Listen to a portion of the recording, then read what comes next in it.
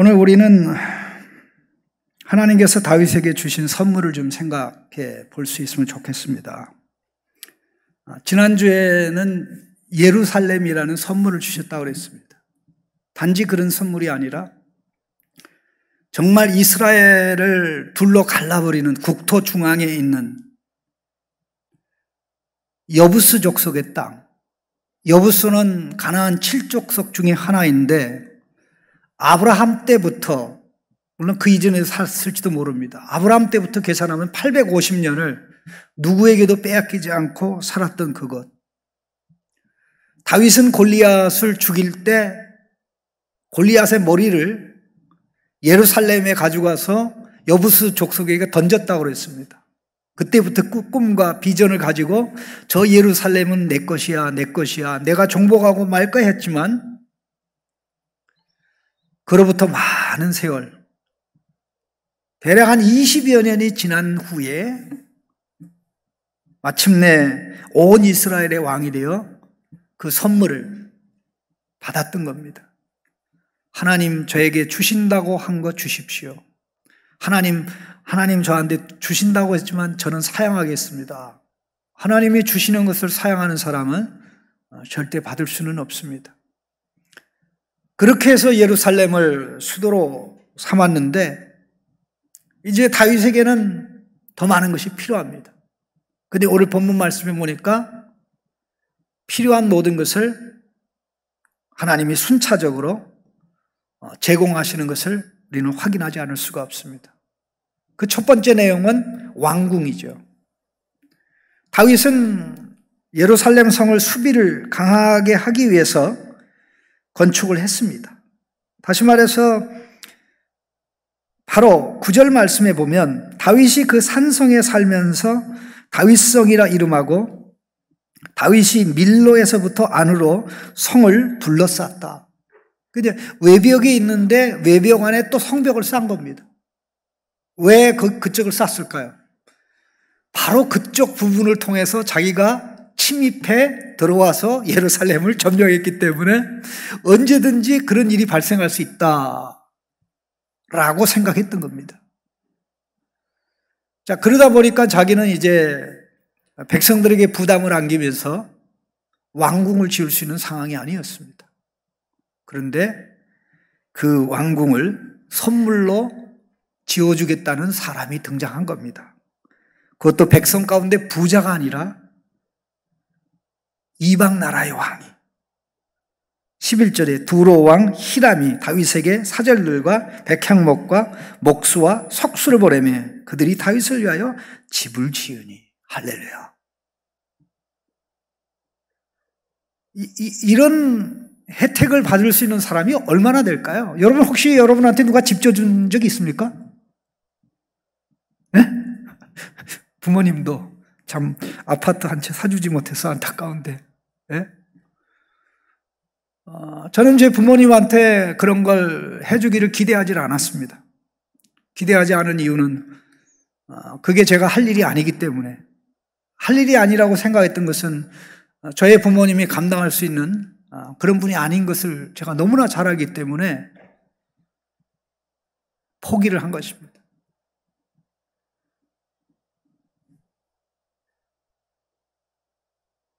너무나 많이 참 고생하면서 주변의 사람들이 다윗의 원수들이 많았는데 두로 왕, 다른 나라의 왕, 그 히람이라는 왕이 다윗이 왕이 되었다는 것을 듣고 축하하기 위해서 사절단을 보내는 가운데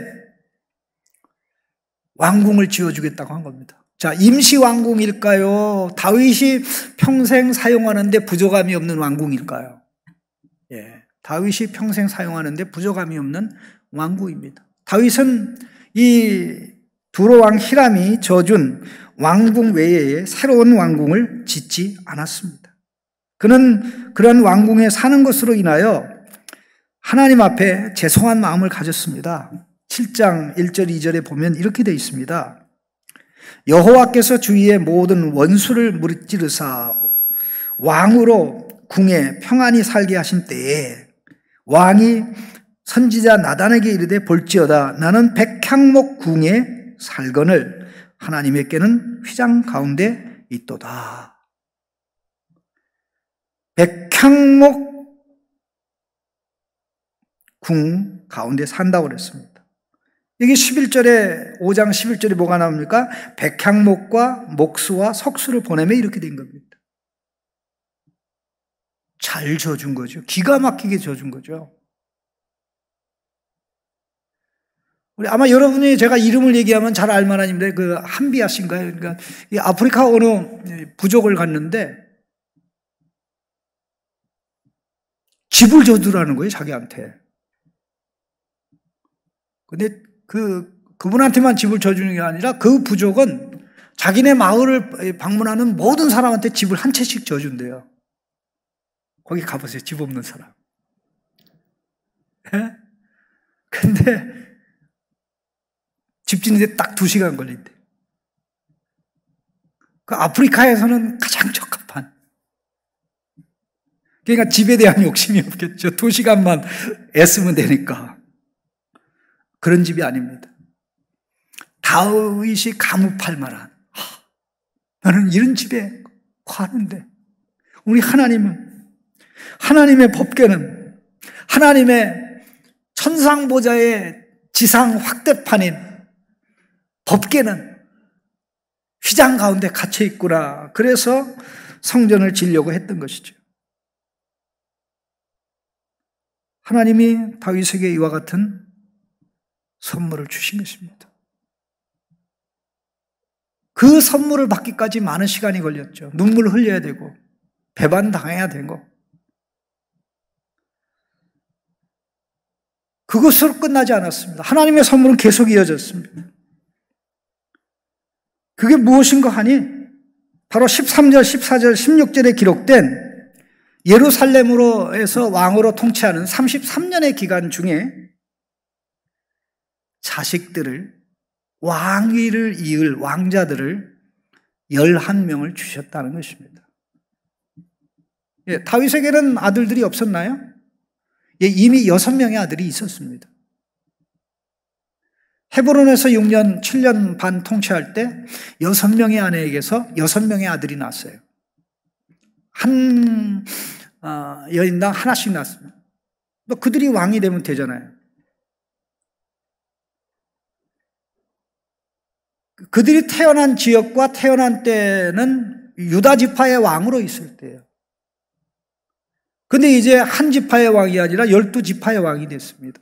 그러면 나머지 11지파의 백성들이 마음이 착해서, 그럼 뭐 6 아들 중에 하나 왕 되면 되겠네요. 그렇게 하겠습니까? 인간이 그렇게 착합니까? 착하지 않거든요. 이제 온 이스라엘 백성 12지파의 왕이 됐으니 그거를 하나님이 기뻐하고 인정하는 거라면 예루살렘을 정복하게 한 것으로 보아, 예루살렘을 수도로 삼게 한 것으로 보아 하나님이 함께하는 것 같은데, 이게 다윗대로 끝날 것이냐, 아니면 하나님이 자식들을 주셔서 대를 이어갈게 할 거냐 하는 것은 다윗 개인의 문제가 아니라 국가 생존의 문제였습니다. 그러니 모든 사람들의 마음과 관심이 거기에 집중될 수밖에 없었던 것입니다. 그래서 우리가 주목해야 될 것은 13절에 예루살렘에서 라는 단어입니다. 그리고 14절에 예루살렘에서, 예루살렘이 가지는 수도로서의 상징성, 이스라엘 백성 전체를 하나로 모으는 그런 의미 때문에 어떤 아내를 얻었느냐 보다 더 중요한 게 자식들을 낳는 겁니다. 나도 자식을 좀 많이 낳기 위해서 아내를 많이 거느려도 괜찮은 거 아닌가, 이렇게 또 삐딱한 생각하는 사람들이 꽤 가끔 있어요. 여러분들 말고 내가 그런 얘기 많이 들었어요. 특별히 그 큰 사업을 하는 사람들 있죠. 그러면서 뭐 아브라함도 있고 야곱도 그렇고 뭐 누가 그렇고 특별히 왕도 있고, 지가 왕이야? 죽을려면 무슨 짓은 못합니까? 이건 하나님의 규정이 아닙니다. 예외 허락 상황인데요. 하나님이 눈 감아준 거죠. 그래서 예루살렘에서 얻은 아내의 경우는 이름이 안 나와요.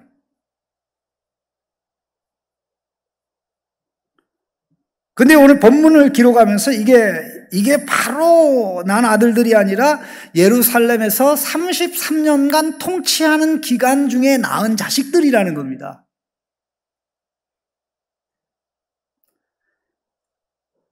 특별히 14절에 언급된 삼무와 소밥, 나단, 솔로몬은 우리아의 아내 밧세바에게서 난 자식들이에요. 그런데 지금 다윗이 우리아의 아내를 빼앗은 사건이 여기 기록이 됐어요, 안 됐어요? 11장에나 가야 나와요. 11장에나 가야 나오는데 벌써 아내를 언급해버리면 돼요, 안 돼요? 기록상 안 맞잖아요. 그래서 이런 이유 때문에 이러한 내용이 이 아내들의 언급이 싹 빠지고 어떻게 낳고 이 아들들이 어떻게 연결되는지 안 나오는 건데요. 그보다 더 중요한 게 하나님이 주신 선물이다. 수도가 형성됐고 왕궁이 되어져서 왕궁에서 왕자들이 태어나서 이제 하나님의 백성이 미래가 밝다. 또 그거로 끝나는 게 아니라 왕궁이 화려하고 자식들이 많이 나서 미래를 보장할 수 있어도 나라를 위기에서 건질 만한 국방, 강력한 힘이 없으면 큰 문제죠. 이스라엘 백성을 늘 옆구리에서 괴롭힌 옆구리의 가시, 눈의 가시와 같은 존재가 블레셋입니다. 블레셋 때문에 망한 사람들이 한둘이 아니에요. 평생 20년 동안 사사역할 하면서 블레셋과 싸웠던 삼손. 결국은 정말 블레셋 사람들이 놀잇감이 됐다가 눈이 뽑힌 다음에 눈이 비로소 열려서 하나님 제발 내가 이제 마지막 죽음으로라도 내 원수를 갖게 해주십시오 하면서 자기가 평생 죽였던 사람보다 더 많은 사람을 자기가 죽으면서 죽였죠. 그 후에 무슨 일이 벌어졌습니까? 단지파들은 손들었어요. 우리 못 살겠다. 저 블레셋 사람들 때문에. 블레셋 사람들이요, 원래는 sea people이에요. sea people. 원래 배 타는 사람들이 굉장히 터프합니다. 그런데다가 이 배와 관련된 사람들은 문명을 제일 먼저 받아들여요. 그래서 이들은 철기 문명을 제일 먼저 받아들이고 거의 독점하다시피 하면서 지중해 변을 차지해서 왔기 때문에 이스라엘 백성으로서는 늘 평생 옆구리에 가시, 눈에 가시와 같은데 누구도 이 블레셋이라는 가시를 빼내지를 못했어요. 사울도 결국 블레셋 손에 죽지 않았습니까? 다윗은 하나님의 은혜로 이 블레셋을 대표하는 골리앗을 때려 죽였지만 사울에게 미움받음으로 인해서 그에게는 기회가 없었죠. 근데 마침내 다윗이 왕이 될 때 블레셋 군대가 쳐들어옵니다. 17절에 보면 이스라엘이 다윗에게 기름을 부어 유다 왕으로 삼았다 함을 블레셋 사람들이 듣고 쳐들어온 것입니다. 그들이 쳐들어온 골짜기는 르바임 골짜기입니다. 18절에 1차 침략이 나오고요. 또 2차 침략이 22절에 나옵니다. 또 동일한 골짜기로 쳐들어왔어요. 블레셋 사람들이 다시 올라와서 르바임 골짜기에 가득한지라 이렇게 되어 있습니다. 처음에도 다윗이 기도합니다. 하나님 어떻게 갈까요? 두 번째도 다윗이 기도합니다. 첫 번째 하나님이 응답하면서 전략을 주셨고 두 번째도 응답하면서 전략을 주셨는데 첫 번째 전략하고는 다른 전략을 하나님이 가르쳐 주셨습니다. 한번 물어봅시다. 이 블레셋 사람들이 다윗을 두 번 침략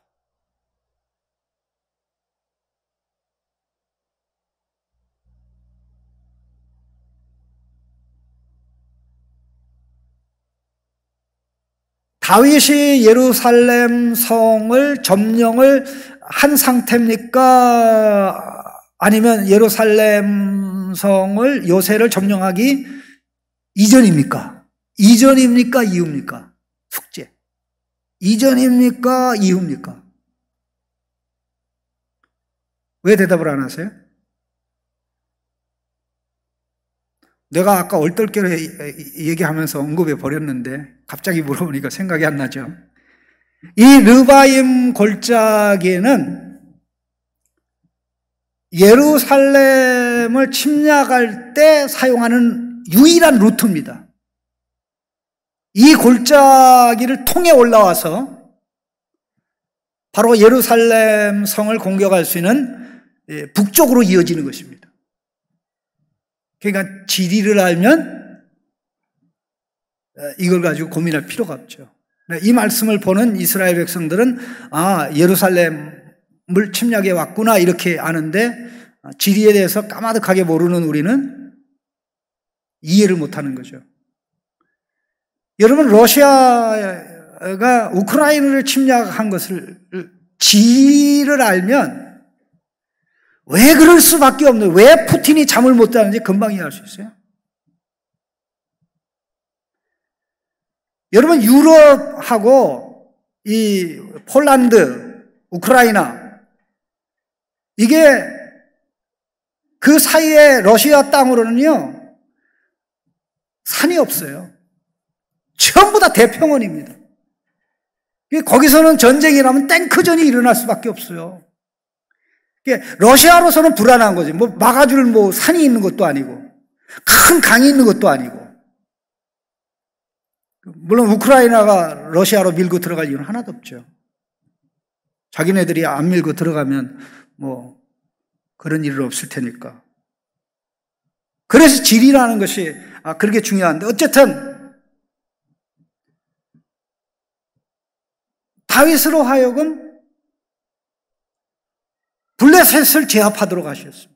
이거는 블레셋을 2번 싸워 이겼다는 의미보다 더 중요한 게, 이제 마침내 골치 아픈 블레셋을 가나안 땅에서 몰아냄으로 말미암아 가나안 정복이 이제 끝나게 되었다. 이 3가지 선물을, 수도라는 예루살렘 정복에 큰 선물 주고 그 안에 채워지는 왕궁과 왕위를 이을 그런 왕자들과, 그리고 골치 아픈 가장 강적 블레셋이 침입해 들어올 때 이기게 함으로써 다윗의 미래도, 하나님 백성의 미래도 너무 밝고 화려한 것입니다. 이런 경험, 이런 역사들이 일어날 때 다윗은 내가 잘나서 그런 것이야 라고 생각하지 아니하고, 하나님이 나를 왕으로 세웠어. 그리고 내가 이끌어가는 백성은 내 백성이 아니고 하나님의 백성이야. 바로 이스라엘을 복되게 하기 위해서 하나님이 나를 세워주신 거야 하는 이것을 알았습니다. 왜 성경에 이런 내용이 기록되어 있을까요? 저와 여러분에게는 하나님이 어떤 선물을 준비하고 계실까요? 비록 여러분에게 아파트 한 채 지어주는 사람이 없을지라도 그 아파트 한 채보다 더 귀중하고 소중한 집을, 다윗의 자손이며 다윗의 주님 되시는 다윗의 왕위에 앉아 왕노릇하리라고 하나님이 약속한 메시아를 통해서 그 집을 지어주셨습니다. 왕궁, 신궁을 지어주셨습니다. 성전이 뭡니까? 하나님의 집이죠. 하나님의 집은 뭡니까? 하나님의 임하셔서 통치하시는 그야말로 신궁이죠. 예수님의 십자가 사건이 뭡니까? 십자가 부활 사건이 뭡니까? 우리를 하나님의 집으로 만드시는 대사건입니다. 그래서 우리를 하나님의 집으로 만들어서 거하시고, 성령님이 거하시고, 예수님이 거하시고, 하나님 아버지가 거하시니 삼위일체. 그런데 이게 시작이죠. 저는 삼각형을 좋아하는데 성전에 삼위일체가 있습니다. 우리가 하나님의 성전, 예수님이 성전, 또 하나님이 성전, 새하늘과 새 땅이 성전. 그리고 새하늘과 새 땅에 들어가면 건물이 없어요. 성전이라는 별도의 건물이 없고 하나님 아버지가 성전이에요. 하나님과 어린 양이 성전이고 거기에 들어간 우리가 성전이고 그 땅 전체가 성전이죠. 그는 예수 그리스도 안에서 이 선물을 우리가 받게 되는데 받아야 될 이유와 근거가 뭡니까? 우리에게는 이유와 근거가 없습니다. 두로왕 히람이 다윗에게 이런 선물을 해준 이유와 근거가 뭡니까? 없습니다. 다윗이 부탁해서? 아닙니다. 부탁한 적 없습니다. 오직 한 가지 이유가 있는데 다윗을 짝사랑해서. 다윗을 짝사랑해서. 성경 말씀 열왕기상 5장 1절에 이렇게 되어 있습니다. 솔로몬이 기름 부음을 받고 그의 아버지를 이어 왕이 되었다 함을 두로왕 히람이 듣고 그의 신하들을 솔로몬에게 보냈으니 이는 뭐라고 그랬습니까? 이는 히람이 평생 누구를 사랑하였습니다? 다윗을 평생 사랑했으니까 죽었으니까 끝나야 되죠. 근데 끝납니까? 안 끝납니까? 계속되죠. 근데 요 사랑을 사실 솔로몬이 이용해 먹었어요. 솔로몬 그렇게 좋은 사람 아닙니다. 나는 그렇게 생각해요. 아버지에게 이렇게 많은 은혜를 베풀고 했으면 오히려 자기가 감사하고 기뻐하는 마음으로 그렇게 해서 이렇게 아버지를 이렇게 하신데 제가 지금 드려야 될 게 뭐합니까? 그런데 아예 아버지한테 공짜로 하니까 나중에 이 히람 왕한테 요구를 해요. 이거 내놔라, 저거 내놔라, 뭐 내놔라, 뭐 내놔라. 그래가지고 자기 왕궁 짓는데 7년, 왕궁 짓는데 13년, 성전 짓는데 7년 해가지고 20년 공사하는데 두로왕 히람이요 뼈골이 빠졌어요. 좋은 왕 아니지. 그래서 예수님은 솔로몬의 자손이 아닌 겁니다. 아멘. 자, 다윗 자손이지. 어쨌든 우리는 하나님의 아들, 딸입니다. 그 나라를 물려받습니다. 망하지 않는 영원한 나라입니다. 블레셋이 대수입니까? 블레셋이야말로 이스라엘 땅 안에서 괴롭히는 사탄 나라의 그림자입니다. 이스라엘 땅 밖에서 사탄 나라의 그림자 역할을 한 것이 애굽이고 그것이 아수르나 바벨론이었지만 이스라엘 땅 안에서는 그와 같은 세력이 블레셋이었던 거죠. 우리에게 영원한 도성을 주시고 그 도성에서 사는 하나님의 아들, 딸이 되게 하시고 우리를 통해서 사람들이 만들어지고 세워지고 또 더 나아가서 더 많은 사람들이 하나님 백성이 되는 이 역사, 이 선물을 저와 여러분이 예수 그리스도 안에서 받고 있는데 이거보다 복된 게 어디 있습니까? 오늘 성찬에 참여하는 여러분들 마음속에, 저의 마음속에 감격이 있기를 간절히 소원합니다. 우리는 예수님 때문에, 예수님 안에서 어마어마한 선물을 받는구나. 예수 믿지 않는 사람도 하나님으로부터 선물을 받아요. 그걸 갖다가 일반 은혜라고 얘기합니다. 일반 은총이라고 얘기합니다. 예수 믿는 우리는 일반 은총 플러스 특별 은총, 구원과 관련된 모든 은혜를 예수님 안에서 예수님 때문에 받습니다. 믿음으로. 그러니 우리는 일반적인 은혜도 선물도 받고 특별한 선물도 받으니 따따블로 복을 받은 사람. 그런데 불평하고 원망하고 주눅든 사람으로 살아가는 게 합당합니까? 하나님 앞에 설 때 불평의 입을 열어서 내 인생 저주받았다고 얘기하는 것이 옳겠습니까? 그걸 누가 가장 싫어하겠습니까? 너는 아직 내가 누군지 모르는구나. 혹시 성찬에 참여하는 여러분 가운데 아직도 예수 그리스도 안에서 여러분에게 주어지는 하나님의 사랑, 하나님의 은혜, 하나님의 구원의 선물에 감동, 감격, 감화하지 못했다면 내 눈을 열어주십시오. 그 사랑이 얼마나 큰지. 아들아, 딸아, 내가 너를 왜 사랑하는지 아니? 너한테 사랑할 건딱지가 있어서가 아니야. 내가 너를 사랑하니까 사랑하는 거야. 이 말의 의미를 이해하면 성숙한 사람입니다. 이 말의 의미를 이해하면 상당히 많이 은혜로 빚어진 사람입니다. 하나님의 사랑이, 하나님의 은혜가 우리를 만들어요. 그래서 감사로 한 걸음 한 걸음 나가게 되는데, 성찬에 참여하는 감사와 기쁨이 있는 가운데 그 감사가 우리의 삶을 이끌어 나가 정말 온 세상을 하나님께 감사하고 영광 돌리는 것으로 가득 차 나가는 이런 은혜가 오늘 성찬에 참여하는 가운데 있기를 간절히 바랍니다. 기도하겠습니다.